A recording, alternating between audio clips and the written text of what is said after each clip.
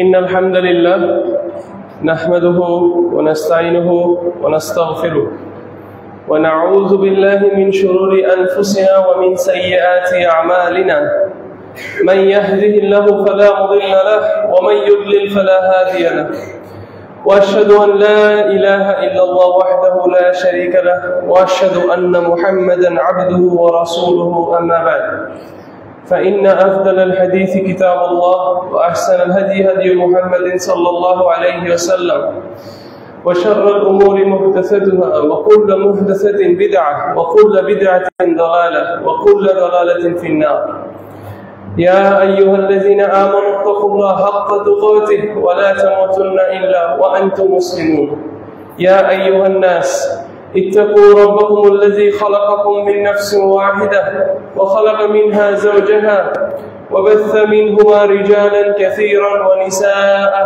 واتقوا الله الذي تساءلون به والأرحام إن الله كان عليكم رقيبا يا أيها الذين آمنوا اتقوا الله وقولوا قولا سديدا يصلح لكم أعمالكم ويغفر لكم ذنوبكم ومن يطع الله ورسوله فقد فاز فوزا عظيما أما بعد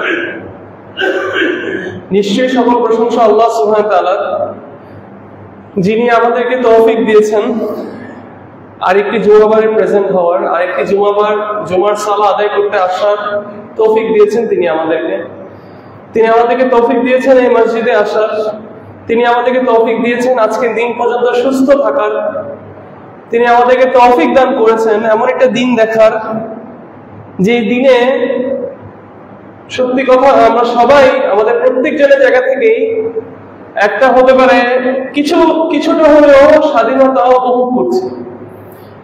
মনে হচ্ছে যে এখন অনেক কিছু বলা যাচ্ছে, মনে হচ্ছে যে অনেক দিন ধরে দম বন্ধ হয়েছিল আমাদের অনেকের, এবং এখন একটু নিঃশ্বাস নেওয়া যাচ্ছে। যদিও পরিস্থিতি একদম ভালো হয়ে যায়নি, একদম মনের মতো হয়ে যায়নি, তারপরেও আমরা এটা বুঝতে পারছি যে মনের ভাব প্রকাশ করতে পারা, বাক স্বাধীনতা যে কতটুকু ইম্পর্টেন্ট। এবং আমাদের সমাজটা এতই খারাপের দিকে যাচ্ছিল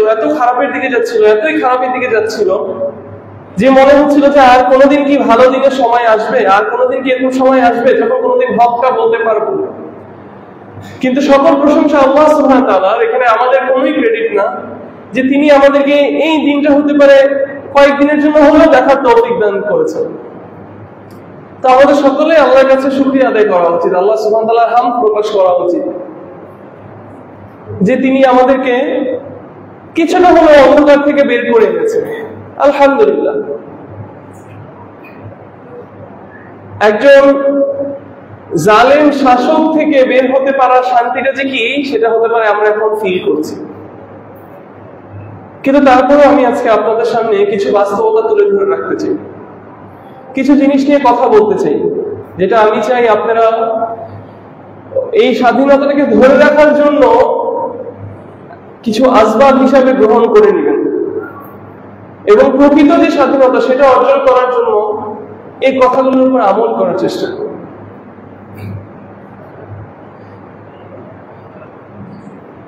প্রকৃত স্বাধীনতা আসলে সেই স্বাধীনতা যখন আমরা আল্লাহর বান্দা অথবা আল্লাহর সৃষ্টির ইবাদত থেকে বের হয়ে আমরা এক আল্লাহর ইবাদত করতে পারবো। যদি আমরা মনে করি যে স্বাধীনতা মানেই হচ্ছে শুধু মনের মতো কথাটা বলতে পারা এবং যে যার যার মতো চলতে পারা, তাহলে কিন্তু আমরা মুসলিমরা আবার কি করছি, ভুল করে ফেলছি। মনে রাখতে হবে আল্লাহ সুবহানাহু ওয়া তাআলা আমাদেরকে কিসের জন্য সৃষ্টি করেছেন।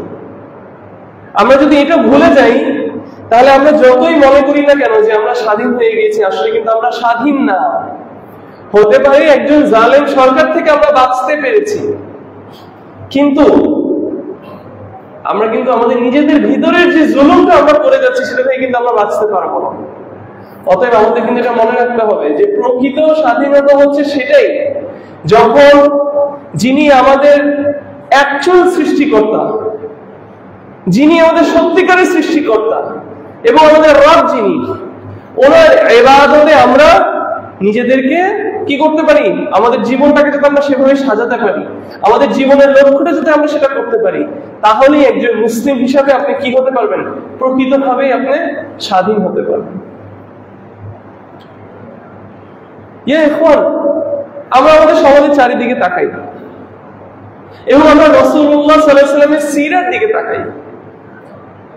রাসূলুল্লাহ সাল্লাল্লাহু আলাইহি ওয়াসাল্লাম আমাদের চেয়েও আরো খারাপ একটা সমাজে এসে তিনি কিন্তু সমাজটাকে পরিবর্তন করেছিলেন, তিনি সমাজটাকে চেঞ্জ করেছিলেন, সমাজের মানুষকে চেঞ্জ করেছিলেন। তিনি একটা ইসলামিক রাষ্ট্র গঠন করতে সাকসেসফুল হয়েছিলেন। ওনার সময় কিন্তু, রাসূলুল্লাহ সাল্লাল্লাহু আলাইহি ওয়াসাল্লামের সময় কিন্তু মক্কাবাসী, মদিনাবাসী, তাদের মধ্যে জুলুম কিন্তু আরো বেশি ছিল, তারা কিন্তু আরো আধারে ছিল, তারা আরো অন্ধকারে ছিল। রাসূলুল্লাহ সেরকম সমাজে এসে ইসলাম কায়েম করেছিলেন, ইসলামকে প্রতিষ্ঠিত করেছিল। আল্লাহ সুবহানাহু ওয়া তাআলা ওনাকে দিয়ে মানুষের ঘরে ঘরে ইসলাম পৌঁছিয়ে দিয়েছেন। উনি যে সিস্টেমে সেটা করেছেন, সেখান থেকে আমাদের অনেক কিছু শেখার আছে। আমি আপনাদেরকে একটা বাস্তবতার রিমাইন্ডার দিই, আপনাদের সামনে একটা বাস্তবতা তুলে দিই। আমরা মুসলিম হিসাবে কিন্তু আসলে সাকসেসফুল না। একটা মুসলিম দেশ হিসাবে, একটা মুসলিম কমিউনিটি হিসাবে আসলে আমরা ভেবে দেখি যে আসলে কি আমরা সাকসেসফুল, আসলে কি আমরা বিজয়ী। আমি যখন হিস্ট্রি দেখছিলাম, আমি হিস্ট্রি নিয়ে একটু ঘাটাঘাটি করছিলাম, তখন অমুসলিমরা একটা জরিপ করেছিল, একটা সার্ভে করেছিল, এবং সেই সার্ভেটার মধ্যে তারা আফগানিস্তানের মানুষের উপর একটা তালিকা করে, এবং সেই তালিকা অনুযায়ী তারা দেখছে যে আফগানিস্তানের 93% মানুষ চায় যে তাদের দেশটা শরিয়া ধারা রুল হোক, তাদের দেশে শরিয়া কায়েম হোক। এটা কতজন চায়? 93% মানুষ চায়। অতএব আফগানিস্তানের মতো একটা দেশে 20 বছর ধরে অথবা আরো বেশি বছর ধরে সোভিয়েত ইউনিয়নের সাথে, আমেরিকার সাথে, এদের সাথে লড়াই করতে করতে করতে করতে তারপরে তারা হার মেনেনি, এবং এখন এমন একটা পর্যায়ে এসেছে যে তালেবান সেখানে কি করেছে, একটা শরিয়া মানে শরিয়া অনুযায়ী দেশ চালানোর চেষ্টা তারা চালিয়ে যেতে পারছে, এবং সেই আকাঙ্ক্ষাটা আমাদের দেশে আমরা অনেকে রাখি। কিন্তু আসেন তো আমরা একটু বাস্তবতা দেখি। আমরা গত 20, 30, 40, 50 বছর ধরে এমন পরিবেশ কি তৈরি করতে পেরেছি, এমন পরিবেশ কি আমরা তৈরি করেছি আমাদের ঘরে ঘরে, আমাদের মসজিদে, আমাদের সমাজে, আমাদের দোকানে, আমাদের ব্যবসা বাণিজ্যে, যে মানুষ ইসলামকে ভালোবাসে, মানুষ তার জীবনে ইসলামকে চায়। আমি একটা উদাহরণ দিয়ে আমি আপনাদেরকে বুঝাই। দেখেন, ইসলাম কায়েম করে ফেলতে চায় অনেকে, কিন্তু সে কায়েম করার জন্য, ইসলামিক রাষ্ট্র কায়েম করার জন্য যে জিনিসগুলো দরকার সেটা নিয়ে কেউ আসতে চায় না। আমি আপনাদেরকে একটা উদাহরণ দিয়ে বলি। ধরেন আমি চাই যে এখানের মধ্যে আপনারা সবাই কি হবেন, আপনারা সবাই আমার কথা অনুযায়ী চলবেন, এটা আমার চাওয়া। আমি চাই এখানে আপনারা যারা আছেন আপনারা সবাই আমার কথা অনুযায়ী চলবেন। তাহলে এখানে আমার দুইটা ওয়ে আছে। এক, আমি আপনাদের সবাইকে বিশ্বাস করাবো, এবং এটা আমার বিশ্বাস করাতে হবে যে আমি যে কথাটা বলছি এটা আপনাদের জন্য কল্যাণময় একটা কথা, এটা আপনাদের জীবনে ভালোটা আনবে। আমি যেটা বলছি সেটা হচ্ছে হক। এটা যদি আমি আপনাদের প্রত্যেকের অন্তরে বসাতে পারি, আমার সুন্দর ব্যবহার দিয়ে, আমার ইলম দিয়ে, আমার সততা দিয়ে, আমার সত্যি কথা দিয়ে, আমি কোরআন সুন্নাহকে কোট করে যদি এটা আমি আপনার অন্তরে বসাতে পারি, তাহলে আমার আপনাদেরকে জোর করতে হবে না আমার কথা শোনার জন্য। আমি না চাইলেও আপনারা আমাকে বলবেন যে ভাই আপনি আমাদের মসজিদের খতিব হন, আপনারা আমার মসজিদে খুতবা দেন, কি ঠিক না? এটা হচ্ছে একটা ওয়ে। আরেকটা ওয়ে কি? আরেকটা ওয়ে হচ্ছে আমি চাই যে আমি আপনাদের মসজিদে খুতবা দিব, আমি চাই আপনারা সবাই আমার কথা একবারে শুনবেন, এবং এটা আমি আপনাদেরকে একবার বলেছি, যখনই দেখলাম যে আপনাদের মধ্যে কেউ কেউ আছে আমার কথা শুনছেন না, আমি একটা দল বাহিনী তৈরি করেছি যারা আপনাদের উপর আক্রমণ করে আপনাদেরকে জোর জবর আপনাদেরকে ভয় দেখাইয়ে, টেরর বলে না, যে টেররিস্ট বলে না, টেররিস্ট কারা? যারা মানুষের উপর ভয় সৃষ্টি করে তার বক্তব্য, তার ওপিনিয়নটা চাপায় দেয়, তারাই হচ্ছে আসল টেররিস্ট, তারাই হচ্ছে আসল জঙ্গি। তাহলে আমরা একটু ভেবে দেখি একটা সময়ের জন্য। আমি এটা মনে করি যে আমি দেশ চালাবো, ধরেন উদাহরণ, আমি মনে করি আমি দেশ চালাবো, বলেছেন না এমন অনেকে আমাদেরকে কথা শুনেছি না, যেটা আমার দেশ, আমি চালাবো এই দেশ। তাহলে তার এই মতটা যদি আপনি না মানেন, তাহলে এটা আপনি মানতে হবে। আপনি যদি মানেন তাহলে আপনি সেফ, আর আপনি যদি না মানেন তাহলে আপনার উপর আমি জোর করবো, পুলিশ দিয়ে, আর্মি দিয়ে আপনার উপর আমি জোর করে আপনাকে বিভিন্ন ঘরে আটকায় আপনার উপর জুলুম করে আমি আপনার উপর কথাটা চাপাই দিব। তাহলে কি এটাই হচ্ছে কি দুইটা নিয়ম? কোন মানুষের উপর, কোন সমাজের উপর বিস্তার মানে প্রভাব কায়েম করার জন্য, তাদেরকে আপনার কথা শোনানোর জন্য, এটাই হচ্ছে আপনার দুইটা নিয়ম। তাহলে এই দুইটা নিয়মের মধ্যে একটা নিয়মে তো আমরা অবগত, অন্তত আমার জন্মের পর থেকে তো সেই নিয়মে আমি বড় হয়েছি। তুমি যা করো তুমি এই বিষয় নিয়ে কথা বলো না, মিম্বারে উঠে এই বিষয় নিয়ে কথা বলা যাবে না, ঘরের বাইরে এই বিষয় নিয়ে কথা বলা যাবে না, যে ক্ষমতায় আছে তার তোষামত করে যেতে হবে, তার শুধু ভালো কথা বলে যেতে হবে। কিন্তু এটা তো আসলে ইসলাম প্রমোট করে না। ইসলাম কোন জিনিসটা প্রমোট করে? রাসূলুল্লাহ সাল্লাল্লাহু আলাইহি ওয়াসাল্লাম কিভাবে এটা করেছেন একটু আমরা দেখি। যদি ক্ষমতা পাওয়াটাই সবকিছু হতো, তাহলে রাসূলুল্লাহ সাল্লাল্লাহু আলাইহি ওয়াসাল্লাম যখন মক্কার মধ্যে ইসলামের মেসেজটা নিয়ে আসলেন মানুষের কাছে, তখন তার কাছে মক্কার মুশরিকরা আসলো। মক্কার মুশরিক এসে বললো যে মুহাম্মদ তুমি কি চাও? তুমি কি রাষ্ট্রপ্রধান হতে চাও? আমরা তোমাকে আমাদের রাজা বানাবো। যদি মানে কারোর উপর জোর প্রবল কোনো কিছু চাপাই দেওয়া যেত, তাহলে রাসূলুল্লাহ সাল্লাল্লাহু আলাইহি ওয়াসাল্লাম সবার আগে এই অফারটা অ্যাকসেপ্ট করতেন। কারণ চিন্তা করে দেখেন, উনি বলতেন যে ভালো কথা, আমি কোনো রাষ্ট্রপ্রধান বানাতে যাচ্ছি, আমি রাষ্ট্রপ্রধান হয়ে যাই, আমি একবার যখন রাষ্ট্রপ্রধান হয়ে যাবো তখন আমি সবার উপর চাপ দিয়ে বলবো এই তোমরা মূর্তি ভেঙে ফেলো, এই তোমরা এটা করে ফেলো। এটা কি হতে পারতো না? মক্কার বুঝেন না এই বিষয়টা, আমরা সিরা পড়ি না।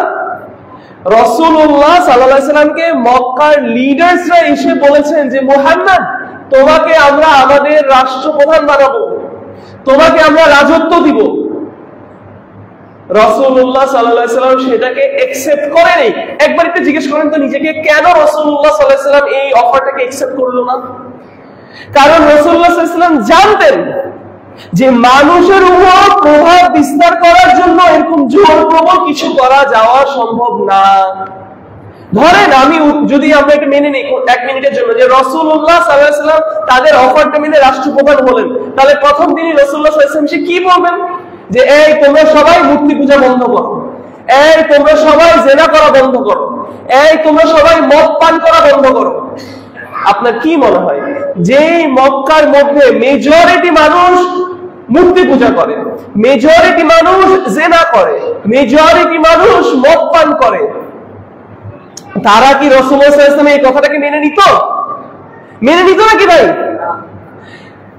এইটা আমাদের মা আয়েশা রাদিয়াল্লাহু আনহা বলছেন স্পষ্টভাবে যে রাসূলুল্লাহ সাল্লাল্লাহু আলাইহি ওয়াসাল্লাম যদি প্রথমেই এসে মদ পান করা হারাম করত, জিনা হারাম করত, তাহলে আরববাসীরা ইসলামকে ত্যাগ করে মদকে গ্রহণ করত, জিনাকে গ্রহণ করত। কিন্তু রাসূলুল্লাহ সর্বপ্রথম যে কাজটা করেছেন, যে মানুষের মধ্যে মানুষের অন্তরকে আল্লাহর সাথে কানেক্ট করেছেন। এই জন্য আপনি মক্কায় যে সূরাগুলো নাজিল হয়েছে, মাক্কি সূরা যেগুলোকে বলা হয়, আপনি সেগুলো দেখেন কোরআনের মধ্যে, সেখানে হুকুম আহকামের কথা সবচেয়ে কম।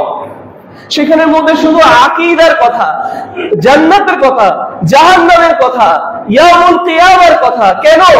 যাতে মানুষের অন্তরের মধ্যে মানুষের অন্তরটা আল্লাহর সাথে অ্যাটাচড হয়ে যায়, মানুষের অন্তরটা আল্লাহর সাথে ক্লোজ হয়ে যায়, কাছে চলে আসে আল্লাহর সাথে। তাহলে দেখেন রাসূলুল্লাহ সাল্লাল্লাহু আলাইহি ওয়াসাল্লাম মদিনাবাসীর কাছে কিভাবে করে ইসলামটা পৌঁছালো, অথবা মদিনার মধ্যে ইসলাম কিভাবে কায়েম করলো। রাসূলুল্লাহ সাল্লাল্লাহু আলাইহি ওয়াসাল্লাম কি একদল মদিনাবাসীকে ডেকে বলল, এই তোমরা আমাকে তোমার রাষ্ট্রপ্রধান হিসেবে গ্রহণ করে নাও? মদিনাবাসীরা বলল, হ্যাঁ নিলাম। সাথে সাথে উনি বললেন যে হ্যাঁ এখনকার আমি তোমাদের খলিফা। না, রাসূলুল্লাহ সাল্লাল্লাহু আলাইহি ওয়াসাল্লামের কাছে কিছু মদিনাবাসীরা আসলেন, তাদেরকে রাসূলুল্লাহ সাল্লাল্লাহু আলাইহি ওয়াসাল্লাম ইসলামে কি করলেন, ইসলামের মেসেজ দিলেন, তারপর একটা চুক্তি করলেন, তারপর তাদের সাথে ওনার একজন সাহাবীকে পাঠালেন। ধরেন উদাহরণ, ফর এক্সাম্পল উদাহরণ দিয়ে কোনো কিছু বুঝতে সহজ। ধরেন আপনারা সবাই আজকে মদিনাবাসী, আপনারা সবাই আজকে কথাগুলো ভালোভাবে মনোযোগ দিয়ে বোঝার চেষ্টা করেন। আপনারা সবাই আজকে মদিনাবাসী, আপনারা এখনো কেউ ইসলাম গ্রহণ করেননি, ঠিক আছে? তাহলে এখন আমি ধরেন আমি আপনাদের কাছে এসে হঠাৎ করে এখন বললাম, ধরেন আপনাদের এখান থেকে 2-3 জন, এই ভাই আর এই ভাই ইসলাম গ্রহণ করলো। ওনারা আমাকে বললো আপনি আমাদের রাষ্ট্রপ্রধান হন। আমি বললাম তাই, আপনারা আমাকে রাষ্ট্রপ্রধান করবেন? আমি এসে বললাম হ্যাঁ আমি আপনাদের সবার এখন রাষ্ট্রপ্রধান। আপনারা কেউ এখন ইসলাম গ্রহণ করেননি, আপনারা কেউ ইসলামকে ভালোবাসেন না, আপনারা কেউ ইসলামকে আপনার জীবনের একটা নীতি হিসাবে চান না, আপনি চান না যে আপনার জীবনটা ইসলাম অনুযায়ী চলুক। আপনারা কেউ কি আমাকে আপনার রাষ্ট্রপ্রধান হিসেবে মেনে নেবেন? আপনারা আমার বিরুদ্ধে বিদ্রোহ করবেন না? হ্যাঁ, যদি আমার কাছে কোনো একটা বড় বাহিনী থাকে, তাহলে আমি হতে পারে আপনাকে 15 বছর ধরে জ্বালাবো, কিন্তু একটা সময় আপনি বাস্ট করবেন না। এই যে আমাদের দেশে বাস্ট করেছে না, একটা সময় মানুষ আর ধৈর্য হারায় ফেলে, একটা সময় গিয়ে মনে করে রক্ত দিয়ে দেওয়াই আমার জন্য সবকিছু, এবং সে রক্ত দিয়ে হলেও সে তার স্বাধীনতাটা পেতে চায়। তাহলে এটাই হবে। কিন্তু ইসলাম এভাবে করে কায়েম করা হয়নি। রাসূলুল্লাহ সাল্লাল্লাহু আলাইহি ওয়াসাল্লাম ওনার একজন সাহাবীকে এই মানুষদের কাছে পাঠালেন, মদিনাবাসীদের কাছে পাঠালেন। সেই সাহাবীকে কি বললেন যে তুমি তাদেরকে গিয়ে কি শিখাও? একদম সহজ ভাষায় যদি বলি, বলেছেন যে তুমি তাদেরকে গিয়ে প্রথমে তাওহীদ শিখাও, এক আল্লাহর ইবাদত করতে হবে এটা শিখাও। এইটা মানার পরে তারপর তুমি তাদেরকে সালাত শিখাও, তারপর তুমি তাদেরকে ইসলামের যে অন্য স্তম্ভগুলো আছে সেগুলো শিখাও। এটা করতে করতে করতে করতে একটা সময় কি হয়েছে, মদিনার প্রত্যেকটি প্রভাবশালী ব্যক্তি ইসলামকে গ্রহণ করেছে। কি করেছে? ইসলামকে গ্রহণ করেছে। তারা সবাই একত্রভাবে এসে রাসূলুল্লাহ সাল্লাল্লাহু আলাইহি ওয়াসাল্লামকে বলেছেন যে আমরা ইসলাম চাই, আমরা আপনাকে আমাদের রাষ্ট্রপ্রধান হিসেবে চাই। দেখেন তাহলে রাসূলুল্লাহ সাল্লাল্লাহু আলাইহি ওয়াসাল্লাম কোন জায়গাটাতে কাজ করেছেন। আনসাররা, মদিনার আনসাররা, যদি উদাহরণ ধরি, আপনারা সবাই এরকম জিজ্ঞেস করেছে একদিন যে আমরা যদি আপনাকে আমাদের রাষ্ট্রপ্রধান হিসেবে নেই, আমরা যদি আপনাকে বায়াত দেই, তাহলে চারিদিক থেকে আমাদের উপর দুশমনরা হামলা করবে, আমরা কি পাবো? আজকে আমি আপনাদেরকে যদি এখানে দাঁড়িয়ে বলি যে আপনারা আমাকে একটু সাহায্য করেন, আপনারা এই মসজিদটাকে তুলতে একটু সাহায্য করেন, আপনারা একটু আমার দাওয়ার কাজে সাহায্য করেন, আপনারা যদি এখন আমাকে প্রশ্ন করেন যে আমার কষ্টের টাকা, আমার শ্রম, আমার ঘামের পানিগুলো আমি আপনাকে দিব, এর বিনিময়ে আমি কি পাবো? আমি যদি এখন আপনাদেরকে উত্তর দেই জান্নাহ, আমরা কেউ খুশি হব না, আমরা কেউ খুশি হব না। আমি যদি বলি যে আপনি যদি এখন করেন, আমি আপনাকে হতে পারে এখানের এই পদটা দিব, আমি আপনার নামটা এখানে বলবো, আমি আপনার অনেক সুনাম করলাম, আমি আপনার কথা এইখানে বলবো, আপনাকে আমি চিফ গেস্ট হিসেবে বসাবো, তাহলে কিন্তু অনেকে এগিয়ে আসবে। কিন্তু ইসলামের জন্য কেউ কাজ করতে এই জামানায় আগায় আসে না, শুধু জান্নাতের লোভে। খুবই কম মানুষ এরকম আছে। কিন্তু মদিনাবাসীকে যখন এটা বলেছে, তখন মদিনাবাসী যখন প্রশ্ন করেছে যে আমরা কি পাবো আপনার সাথে একসাথে হয়ে, আমরা কি পাবো, রাসূলুল্লাহ সাল্লাল্লাহু আলাইহি ওয়াসাল্লাম এক কথায় বলেছে আল জান্নাহ। এইটা তাদের জন্য যথেষ্ট হয়ে গিয়েছিল। কিন্তু এটা কি একদিনে হয়েছে? আপনি যদি আশা করেন, আমি যদি আশা করি যে আমি আপনাকে বলবো যে ভাই আপনি আমার জন্য এটা করেন, আপনি আমাকে জিজ্ঞেস করবেন ভাই আমি আপনার জন্য এটা করলে তো আমার চাকরি চলে যাবে, আমার এটা চলে যাবে, আমার মানুষের কাছে গালি শুনতে হবে, লাথি খেতে হবে, আমি এর বিনিময়ে কি পাবো? আমি যদি আপনাকে বলি জান্নাহ, আপনার তো জান্নাতকে ভালোবাসতে হবে জান্নাতের জন্য আমার পাশে দাঁড়ানোর জন্য। আমি কি বুঝাতে পেরেছি কথাটা? সাহাবীদেরকে রাসূলুল্লাহ সাল্লাল্লাহু আলাইহি ওয়াসাল্লাম, আনসার দেখে রাসূলুল্লাহ সাল্লাল্লাহু আলাইহি ওয়াসাল্লাম আগে ইসলামের সৌন্দর্যটা শিখিয়েছে, আল্লাহ সুবহানাহু ওয়া তাআলার ব্যাপারে শিখিয়েছে, দ্বীনের ব্যাপারে শিখিয়েছে, যার কারণে তারা বুক পেতে জান দিয়ে দেওয়ার জন্য রাজি হয়েছিল ইসলামের জন্য। কিন্তু আমরা আজকে মুসলিমরা এই জায়গাটাতে ব্যর্থ। আমাদের এত বড় একটা মুসলিম কমিউনিটি, এত বড় একটা মুসলিম দেশ, এত পপুলেশন, কিন্তু তারপরেও আমরা মুসলিম হয়েও আমাদের রাষ্ট্র ব্যবস্থা ইসলাম হিসাবে আমরা চাই না, মেজরিটি আমরা চাই না। দোষটা কি তাহলে? দোষটা কার? দোষটা হচ্ছে আমাদের উপর ইসলামের দাওয়াতের কাজ যথেষ্ট হয়নি, যথেষ্ট হয়নি। আমি আমার জেনারেশনের কথা অন্তত বলতে পারি, আমরা যারা 90s এ বাচ্চা কাচ্চারা আছি, আমরা যারা বাচ্চা কাচ্চা এখন তো বুড়া হয়ে গেছি, বাট 90s এ আমরা যারা জন্মগ্রহণ করেছি, আমাদের পড়ালেখা মানে আমাদের এডুকেশন সিস্টেমের মধ্যে, আমাদের সমাজের মধ্যে আমাদেরকে কখনো ইসলামকে ভালোবাসতে শিখানো হয়নি, শিখানো হয়নি। আমাদেরকে কখনো শিখানো হয়নি যে আল্লাহ আর রাজ্জাক, আমাদেরকে কখনো শিখানো হয়নি যে আল্লাহ সুবহানাহু ওয়া তাআলা আমাকে বিপদ থেকে বাঁচাতে পারবে, আমাকে কখনো শিখানো হয়নি যে আমাকে আল্লাহ সৃষ্টি করেছে এক আল্লাহ ইবাদত করার জন্য। তাহলে এখন আমার জেনারেশন যখন এসে, এটা তো আমার জেনারেশন, তাই না? আমি এই জেনারেশন, জেন জি যেটাকে বলে, জেনারেশন জি, আমি জেনারেশন জি। তাহলে আপনারা কেন আশা করছেন যে আমাদের জেনারেশনের ছেলেমেয়েরা আজকে এসে শরীয়ত চেয়ে বসবে? দেশটা যখন একজন জালেম থেকে ফ্রি হয়েছে, আপনার কেন মনে হচ্ছে যে আমরা আজকে এসে বলবো যে ভাই আমাকে শরীয়ত দাও, আমাকে খিলাফত দাও, আমাকে মদিনার সেই ইটা দাও, কি বলে জানি যে রুলস গুলো হয়েছিল, মদিনার সনদ দিয়ে আজকে আমরা আমাদের দেশ চালাবো? কেন হবে এটা? গত 100 বছর ধরে আমাদের উপর কতটুকু কাজ করা হয়েছে? 50 বছর ধরে আমাদের উপর দাওয়ার কাজ কতটুকু হয়েছে? আপনি আমাকে বলেন দেখি।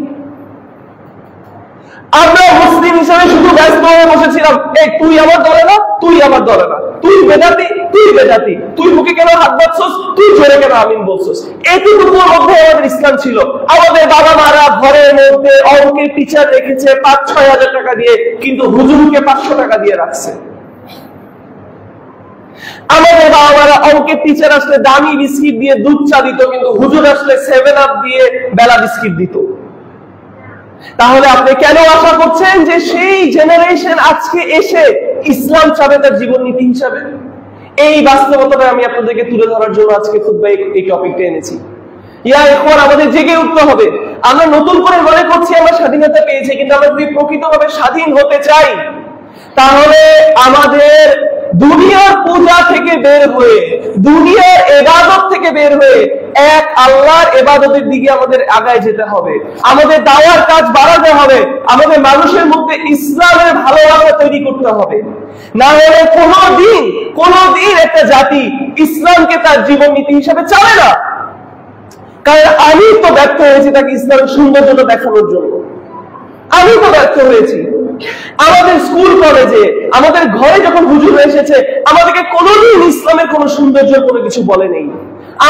আমাদের ইসলামটা ছিলই শুধু আলিফ বা তা তা পর্যন্ত। আমাদেরকে কোনোদিন সুন্দর করে সিরাত শেখানো হয়নি, আমাদেরকে কোনোদিন সুন্দর করে কোরআনের তাফসীর শেখানো হয়নি, আমাদেরকে সুন্দর করে কোনোদিন আরবি ভাষা শেখানো হয়নি। এখন আপনি বলতে পারেন যে ও তোমার হুজুর মেলে ভালো ছিল না। না, আমি এটা সাক্ষী। আমার স্কুল লাইফে যখন আমি নতুন নতুন ইসলাম বোঝা শুরু করলাম, আমি বড় বড় আলেমদের কাছে গিয়েছি। আমি সকল সমাজের শিক্ষিত আলেমদের কাছে গিয়ে বলেছি আমাকে ধর্ম শিখান, আমাকে ইসলামটা শিখান, আমাকে আরবি শিখান। আমাকে বলেছে তোমার এখন তাহলে 5,000 টাকা দিতে হবে, 6,000 টাকা দিতে হবে। আমি এই মুহূর্তে বলেছি আমার কাছে টাকা পয়সা দিতে হবে, তো চলে যেতে হবে। তাহলে এই আমরা দাওয়ার কাজ করেছি। এখন আমরা আশা করছি যে ইসলাম কেন আমরা আমাদের জীবন নীতি হিসেবে মেনে নিচ্ছি না? হ্যাঁ, অবশ্যই এটা ভুল কাজ, অবশ্যই এটা সমস্যা, এটা একটা বড় সমস্যা, এবং এটা আমাদের ভয় পাওয়া উচিত যে আমরা সন্তুষ্ট এমন একটা সিস্টেমে, আমরা এমন একটা সিস্টেমে সন্তুষ্ট এবং খুশি হচ্ছি যে সিস্টেমটা ইসলাম বিরোধী, যে সিস্টেমটা ইসলাম প্রমোট করে না। নিশ্চয়ই এটা কষ্টের বিষয়, বা তার থেকে আরো কষ্টের বিষয় এবং আরো বড় প্রশ্ন যে কেন এই জেনারেশনের ছেলেমেয়েরা ইসলামকে তাদের জীবন নীতি হিসাবে চাচ্ছে না। এটা আমাদের সবার আগে প্রশ্ন করা উচিত। আপনি আমাকে প্রশ্ন করছেন যে আমি কেন সবজি খেতে পছন্দ করি না, কিন্তু আপনি আমাকে এটা প্রশ্ন করছেন না যে আমাকে কিভাবে আমার মা বাবা সবজি খাওয়ার সময় পিটায় পিটায় আমার সবজির প্রতি একটা ঘৃণা তৈরি করেছে। আপনি আমাকে এটা জিজ্ঞেস করছেন যে আমি কেন কোরআনকে ভালোবাসি না, কিন্তু আপনি আমাকে এটা জিজ্ঞেস করছেন না যে আমাকে ছোটবেলায় যে লোকটা কোরআন পড়াইতে আসছে, সে কোরআনের নামে যে আমার উপর জুলুম করেছে, আমার গায়ে হাত ধরেছে, আমার বোনের গায়ে হাত দিয়েছে। এই প্রশ্ন তো আমরা কেউ করছি না। তাহলে কিভাবে আপনি আশা করতে পারেন অটোমেটিক একটা জেনারেশন চলে আসবে যারা বলবে ও আমি ইসলামকে গ্রহণ করে নিতে চাচ্ছি? রাসূলুল্লাহ সাল্লাল্লাহু আলাইহি ওয়াসাল্লাম এই জিনিসটার উপর সবার আগে কাজ করেছেন, মানুষকে ইসলামের সৌন্দর্যটা দেখিয়েছেন, সাহাবীদেরকে আল্লাহর ব্যাপারে শিখিয়েছেন, আল্লাহর ব্যাপারে জানাইছেন, আল্লাহর ব্যাপারে জ্ঞান অর্জন করিয়েছেন, আল্লাহর ব্যাপারে অবগত করেছেন, যার কারণে সাহাবীরা বুক পেতে ইসলামের জন্য জান দেওয়ার জন্য রাজি ছিল। সাহাবীরা এক কথায় রাসূলুল্লাহ সাল্লাল্লাহু আলাইহি ওয়াসাল্লামকে তাদের রাষ্ট্রপ্রধান হিসেবে মেনে নিয়েছিল। তারা এক কথায় রাসূলুল্লাহ সাল্লাল্লাহু আলাইহি ওয়াসাল্লাম যখন বলেছে যে কোরআনে আয়াত নাযিল হয়ে যখন তিনি তেলাওয়াত করলেন যে এখন মদ হারাম হয়ে গেছে, তারা এক কথায় ঢেলে ঢেলে ঘর থেকে সেগুলো ফেলে দিয়েছে। তাহলে তাদের উপর রাসূলুল্লাহ সাল্লাল্লাহু আলাইহি ওয়াসাল্লাম কোন কাজটা করেছে যে আমরা আজকে এই কাজটা করতে পারছি না? আজকে আপনি যান, আজকে আপনি আমাদের জেনারেশনে একটা ছেলে মেয়েকে গিয়ে বলেন যে বাবা তুমি সুদ খাইও না, তুমি ব্যাংকে চাকরি করো না, আপনার দিকে বাঁকা চোখে তাকাবে। কিন্তু আপনি তো বলছেন দেখছো ও কত খারাপ, ও আমার দিকে বাঁকা চোখে তাকায়, কিন্তু আপনি কোন অল্টারনেটিভটা ওকে দিয়েছেন? আপনি কোন অল্টারনেটিভটা ওকে দিয়েছেন? আপনি সারা জীবন আপনার ছেলে মেয়েদেরকে যে শিক্ষিত তাকে আপনি পাঠাইছেন অ্যাকাউন্টিং পড়তে, তাকে আপনি পাঠাইছেন ইংলিশ পড়তে, আর যে ছেলে মেয়েটা একটু পড়ালেখা কম ভালো অথবা যে এতিম যার আর্থিক অবস্থা ভালো না তাকে আপনি পাঠাইছেন মাদ্রাসায়। ইসলামিক দাওয়ার জন্য আমরা প্রকৃতভাবে কোন কাজটা করেছি? এবার আমরা মসজিদের দিকে আসি, মসজিদগুলো কি করেছে?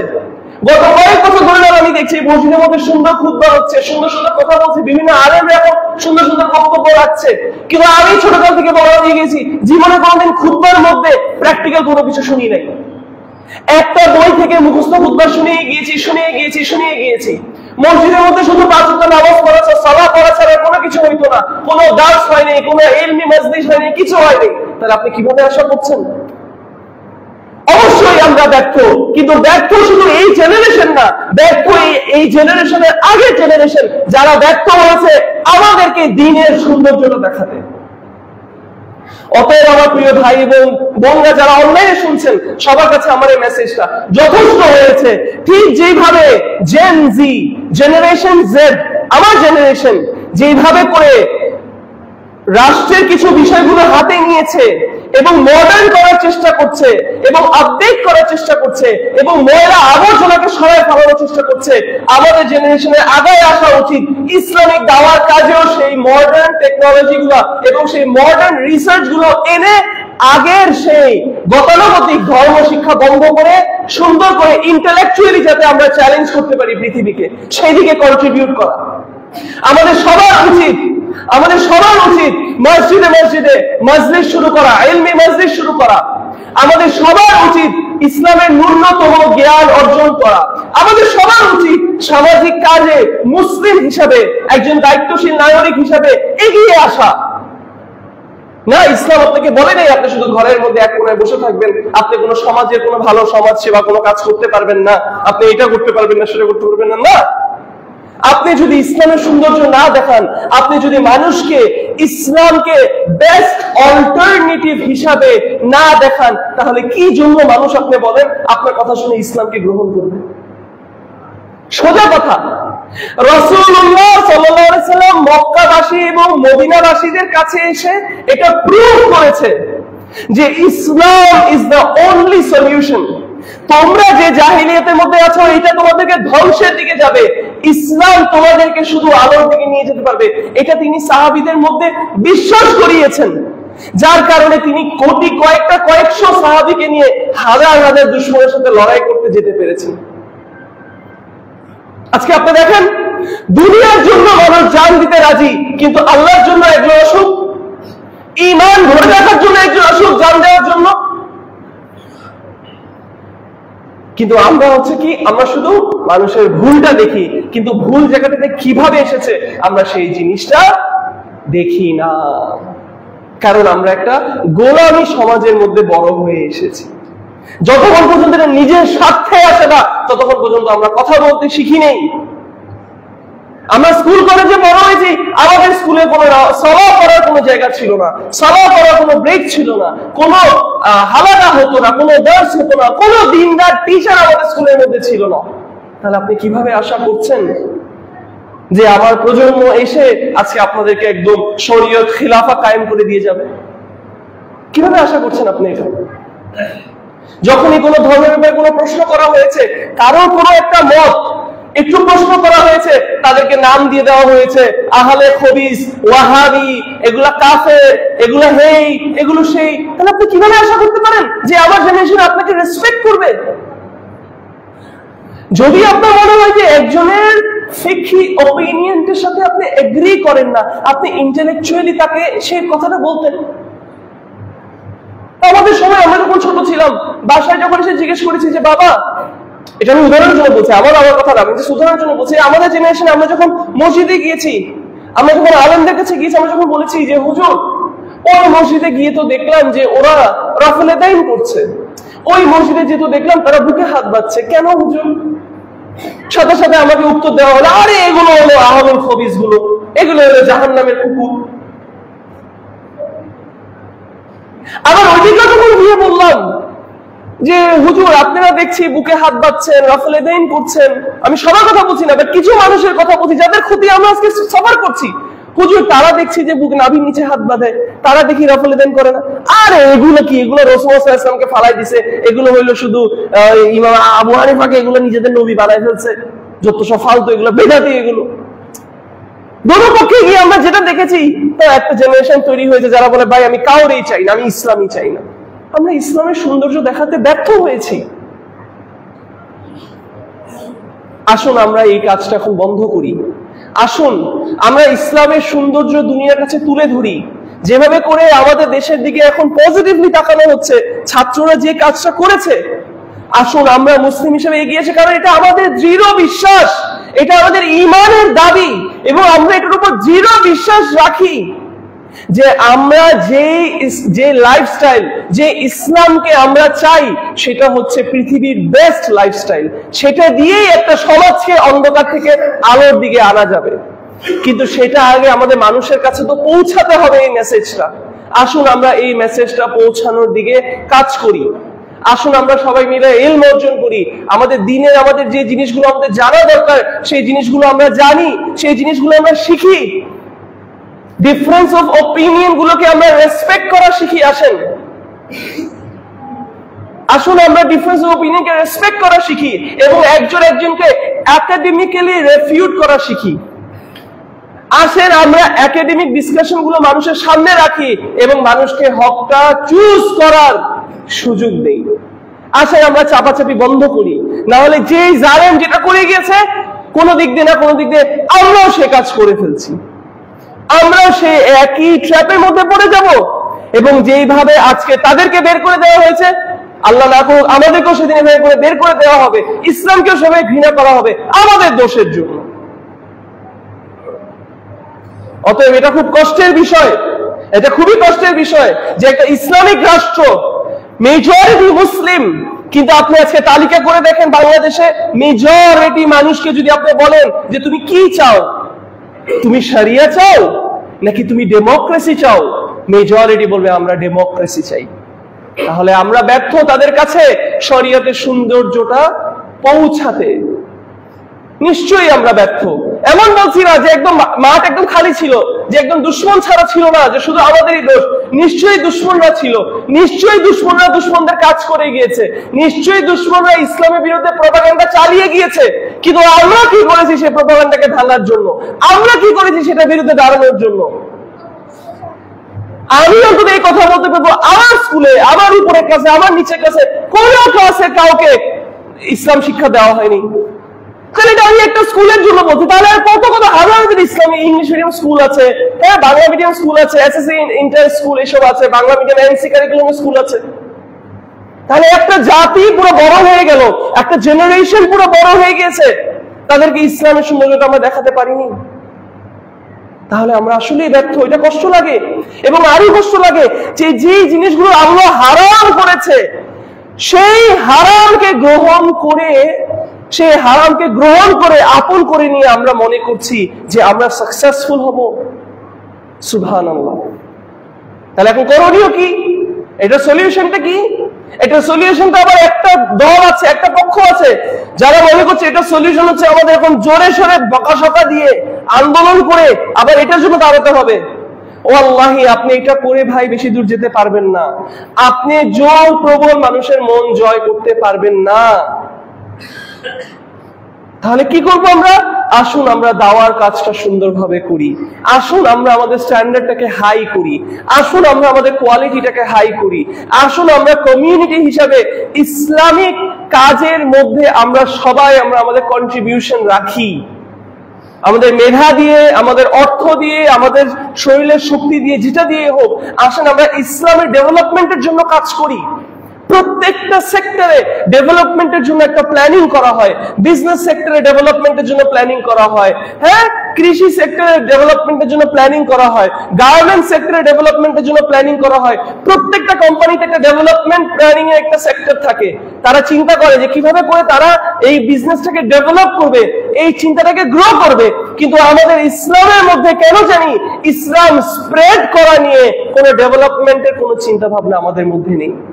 আমি বলছি না যে আপনি কোরআনকে বদলে ফেলেন এখন, আমি বলছি না আপনি কোরআনের অর্থকে এখন বদলিয়ে ফেলেন, আমি বলছি না আপনি হাদিসের অর্থগুলো এখন বদলিয়ে ফেলেন। লা আল্লাহ, আমরা এটাই বিশ্বাস করি যে কোরআন এবং সুন্নাহকে আমাদের বুঝতে হবে সালাফদের বুঝ অনুযায়ী। কিন্তু আমি যেটা বলতে চাচ্ছি যে কোরআন এবং সুন্নাহ সালাফদের বুঝ অনুযায়ী মানুষের কাছে পৌঁছানোর জন্য আমাদের এটা নিয়ে চিন্তা করা উচিত, মানুষের কাছে এটা সৌন্দর্যটা তুলে দেওয়ার জন্য আমাদের এটা নিয়ে কাজ করা উচিত।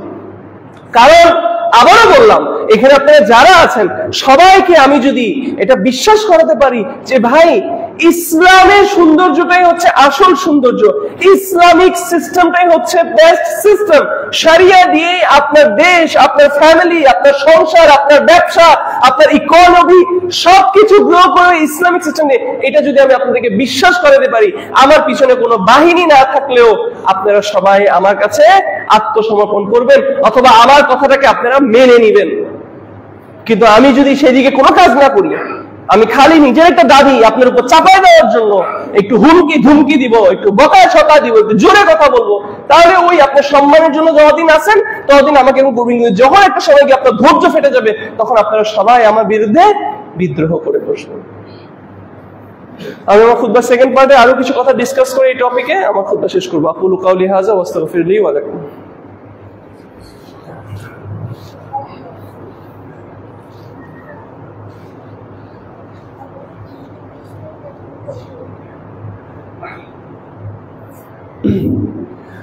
إن الحمد لله نحمده ونستعينه ونستغفره ونعوذ بالله من شرور أنفسنا ومن سيئات أعمالنا من يهده الله فلا مضل له ومن يضلل فلا هادي له وأشهد أن لا إله إلا الله وحده لا شريك له وأشهد أن محمدا عبده ورسوله أما بعد ইনশাআল্লাহ বিদিনিল্লাহ আমার খুতবার এই পার্টের মধ্যে আমি আপনাদের সামনে কিছু জিনিস প্রপোজ করে যেতে চাই এবং এটার উপর আপনারা কাজ করবেন এবং ইনশাআল্লাহ এইভাবে যদি আমরা আগাই তাহলে আমরা ইসলামের সৌন্দর্য মানুষের কাছে তুলে ধরতে পারবো। ইসলামের যে নিড, ইসলামের যে চাহিদাটা সেটা আমরা মানুষের কাছে তুলে ধরতে পারবো এবং এটা একটা ডিমান্ড তৈরি হবে এবং অটোমেটিক আল্লাহর বারাকা, আল্লাহর ব্লেসিং এ এই সমাজটা অটোমেটিক চেঞ্জ হবে ইনশাআল্লাহ বিইذনিল্লাহ। এখন সর্বপ্রথম আপনার উপর যে কাজটা করতে হবে, আপনার ইলম অর্জন করতে হবে। যথেষ্ট হয়ে গেছে আলেমদের উপর নির্ভরশীল থাকা। হ্যাঁ, নিশ্চয়ই আপনি অনেক বিষয়, সব বিষয়ে আপনি আলেমদেরকে ছাড়া আপনি চলতে পারবেন না, কিন্তু ইসলামের যে ন্যূনতম যে বিষয়গুলো, আপনার অন্তত 5টা ইসলামের যে পিলার, সেটার ব্যাপারে আপনার ইলম অর্জন করতে হবে। আপনার ইলম অর্জন করতে হবে, আপনার দ্বীনের ব্যাপারে জানতে হবে, আপনার কোরআন সুন্নাহর ব্যাপারে আপনার ইলম অর্জন করতে হবে, আপনার জ্ঞান রাখতে হবে।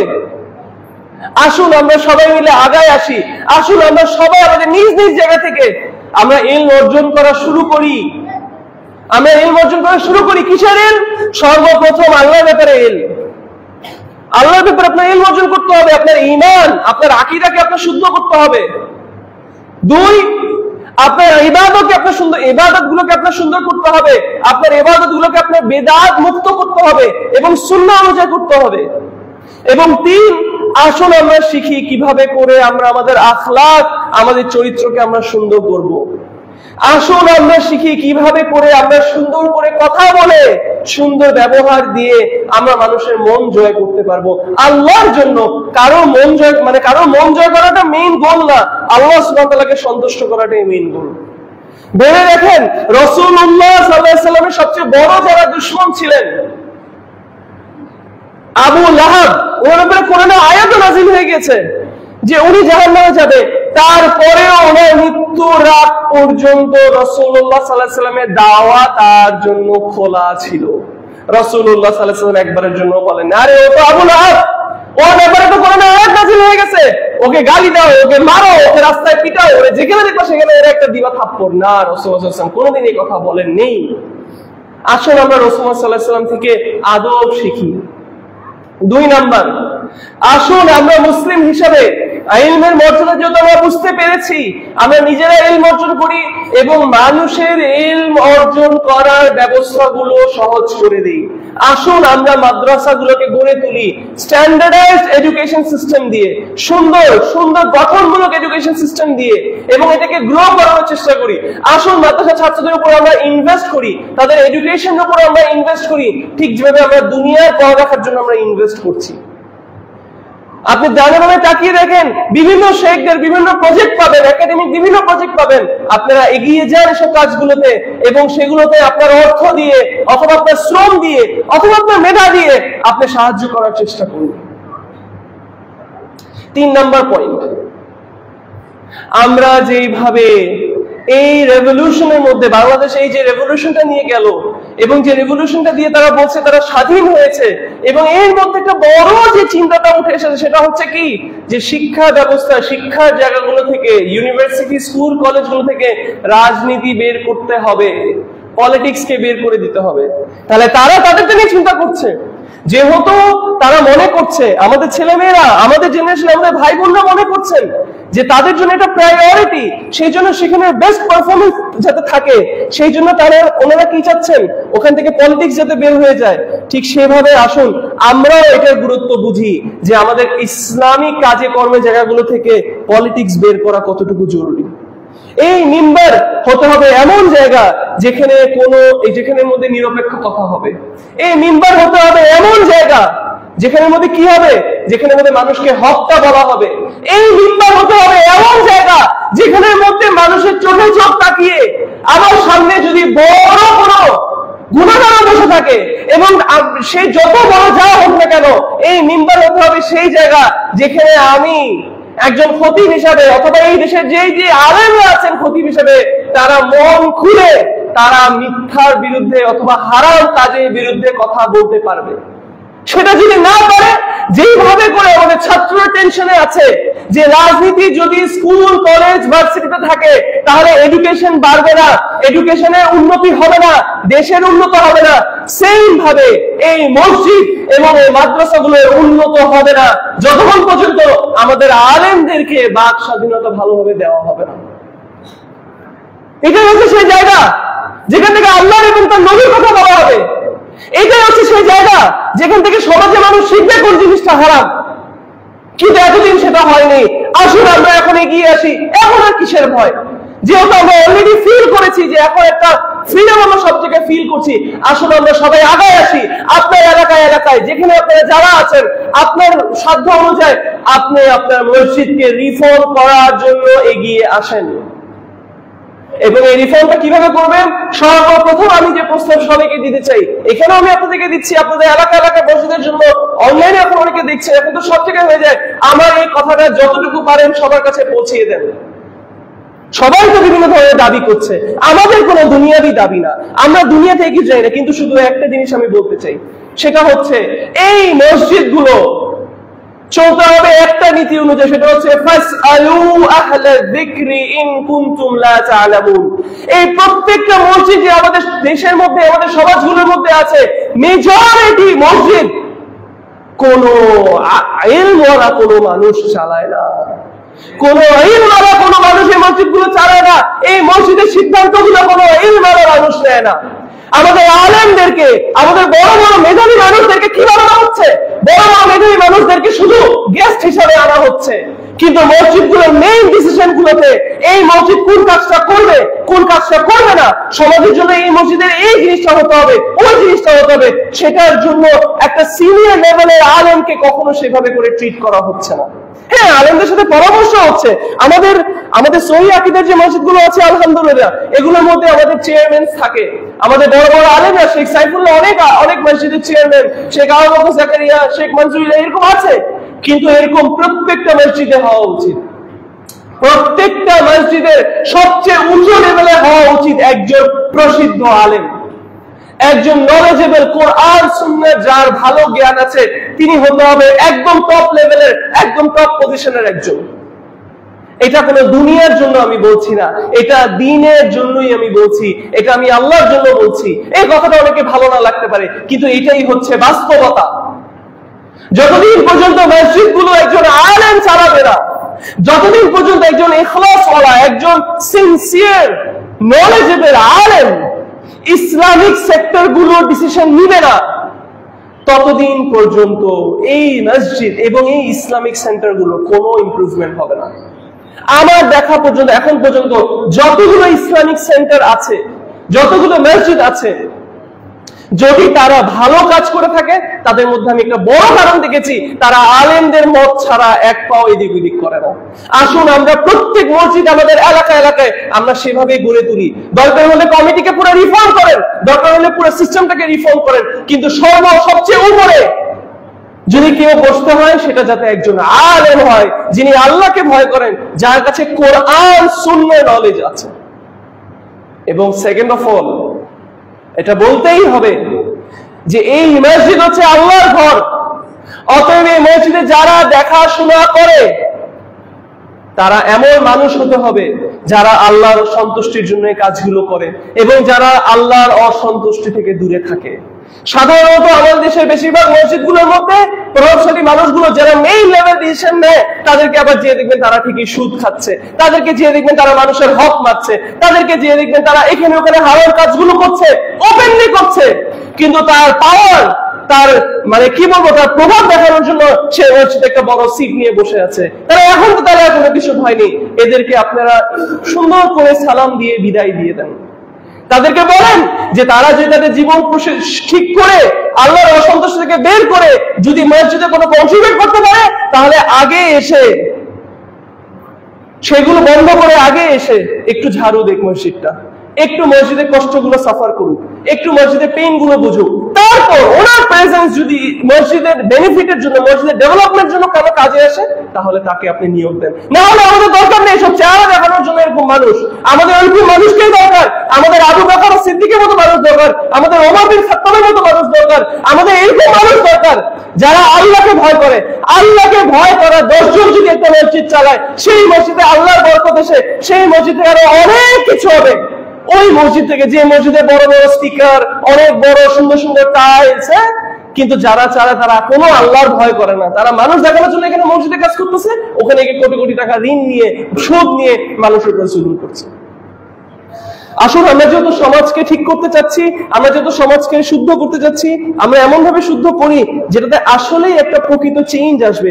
না হলে ভাই, ওই যে একটা বাংলা কথা আছে না, যেই লাউ সেই কদু, দেখবেন যে যেই লাউ সে কদুই হয়ে আছে। আপনার যেই মসজিদ আগে লাউ ছিল, সেই মসজিদে এখন কদুই হয়ে বসে থাকবে, মসজিদের মধ্যে কোনো চেঞ্জ আসবে না। যখনই কোন একজন আলেম এই দায়িত্বতে আসবে, যে আলেম আল্লাহকে ভয় করেন, টাকার কাছে বেঁচে গেছে এরকম কোনো আলেম না, যে আলেম আল্লাহকে ভয় করেন, এরকম কোন মানুষ যখন এই মসজিদগুলোর দায়িত্বে আসবেন, তখন এই মসজিদগুলো শুধু সালাত পড়ার জায়গা হবে না, এই মসজিদগুলো হবে একটা মার্কাজ, এই মসজিদগুলো একটা হবে ইসলামিক সেন্টার, এই মসজিদগুলো হবে ইলম ছড়ানোর জায়গা, এই মসজিদগুলো হবে প্রশ্নের উত্তর পাওয়ার জায়গা। আচ্ছা, কয়টা মসজিদ আছে বাংলাদেশে আপনি আমাকে বলেন? আপনি কোনো ফতোয়া চান, আপনি এখনই হেঁটে ঢুকে এই মসজিদে যিনি সবচেয়ে বড় লেভেলের শেখ, তার থেকে আপনি আনসার নিতে পারবেন কয়টা মসজিদ আছে আপনি আমাকে বলেন। তাহলে কি হচ্ছে তাহলে এই মসজিদগুলোতে? শুধু এটা কি শুধু মুসাল্লা, শুধু সালাত পড়ার জায়গা না। রাসূল মুহাম্মদ সাল্লাল্লাহু আলাইহি ওয়াসাল্লামের মসজিদে কি ছিল?